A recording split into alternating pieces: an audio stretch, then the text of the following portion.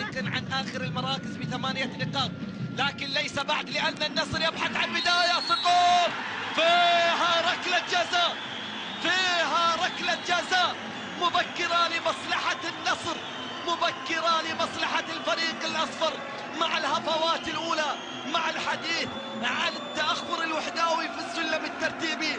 الآن كيرينيو يعيش الفرح لأنها 4 دقائق جعلت النصر يصل إلى مرمى عساف القرني. الذئابي كان سببا خلف كل تلك الكرات، هو من تسبب في الإزعاج. اللاعب الأساسي للمرة الأولى في تاريخه على مستوى الفريق الأول في مسابقة دوري زين السعودي يسجل حضور وأجمل حضور. فرحتك يا بطل تستاهل. النصر إلى ركلة جزاء أولى. رافائيل باستوس يبحث عن التسجيل، يبحث عن التهديف، يبحث عن أول الأفراح لمصلحة النصر. جول!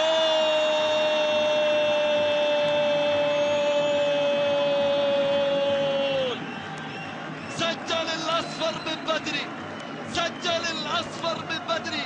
بأي الألوان النصر يحضر، مع لون الغضب، مع لون الحرارة المرة للخروج من البطولة العربية، من بطولة كأس سمو ولي العهد.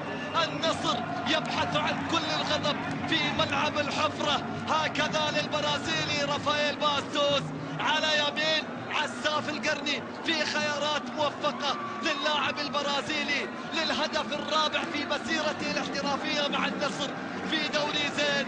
أول الأهداف في المباراة رافائيل باستوس، معلنا للفرح الأول، معلنا للهدف الأول. جماهير المدرجات الصفراء، العودة للوحدة هي الأفضل. ريتشي نقل كرة سريعة، إسلاف سراج، خروج حارس المرمى، جول ممكن. مدحلي، الله